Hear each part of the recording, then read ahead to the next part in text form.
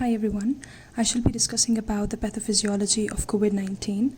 So the main aim of making this video is to give an insight of the pathogenesis of this deadly disease so that we know what is the target site of action of the various drugs that are there on clinical trials.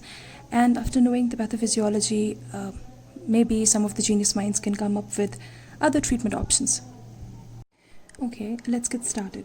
So starting with the coronavirus.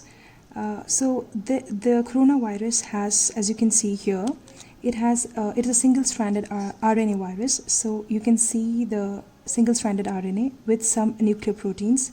This is the nuclear capsid. And since it's an enveloped virus, this is the envelope. And these are the spike proteins, what we call the S spikes. Okay.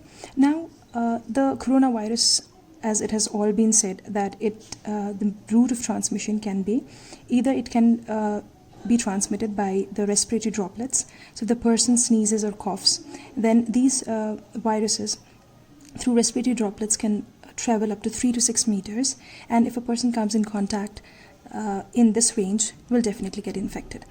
Also, it's been proposed that if the virus is on the surfaces of, say, for example, tables or chairs or handles, it can stay there for almost 24 hours. So if a person touches there and then touches the mucous membrane, then a person will be infected. Now, also, it has also been transmitted by the fecal-oral route. Now, when a person is infected, so the virus will enter into the respiratory system of the infected person, and it will enter into the lungs. So the main site of its action will be in the alveoli. So here we can see one alveolus. It has type 1 pneumocytes and it has the type 2 pneumocytes with these villi.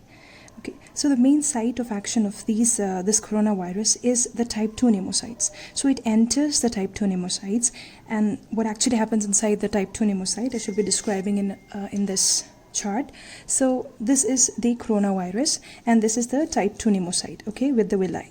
So these type 2 pneumocytes, they have ACE2 receptor, that is angiotensin converting enzyme 2 receptor on their surface, and with the help of this receptor, this coronavirus will enter into the type 2 pneumocytes. After entering into the type 2 pneumocytes, what happens is that the RNA will be definitely inside the pneumocyte, leaving aside the nuclear capsid and everything else. So just the nuclear material, that is the single-stranded RNA, will be here. Okay, and then it will follow two paths. One is that by RNA-dependent RNA polymerase, it will, as the name suggests, it is RNA-dependent RNA polymerase. So there will be polymerization. So this single-stranded RNA will polymerize and will form multiple single-stranded RNAs. And second thing is that it will go to the ribosomes, and then there will be the translation, and this will form various proteins. Now, I shall be repeating again. So here we have the single-stranded RNA. Either it will be acted upon by the RNA-dependent RNA polymerase, and it will also be taken up by the ribosomes, and then translation of these into the proteins.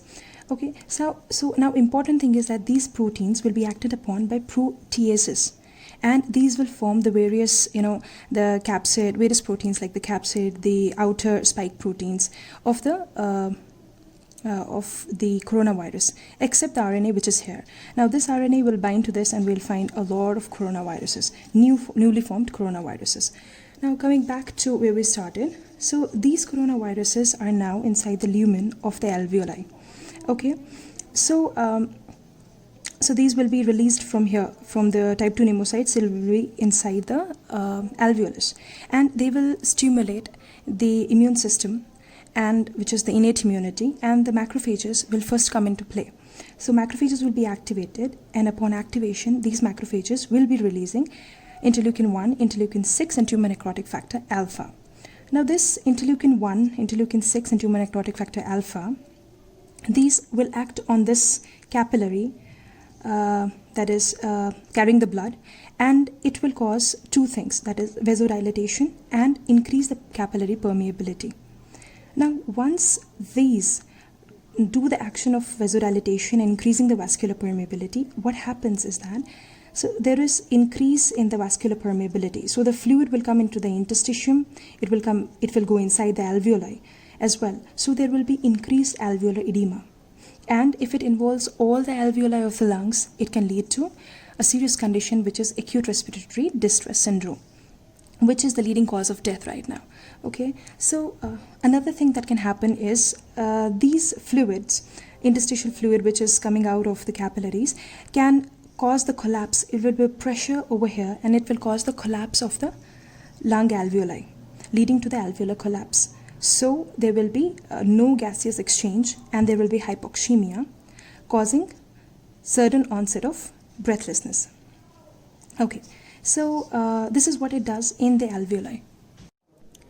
Now there is hypoxemia and there is sudden onset of breathlessness. This hypoxemia, there will be partial pressure of the oxygen will be reduced, and this will activate the chemoreceptors and the sympathetic nervous system will be stimulated and causing the increased heart rate, increase in the respiration rate.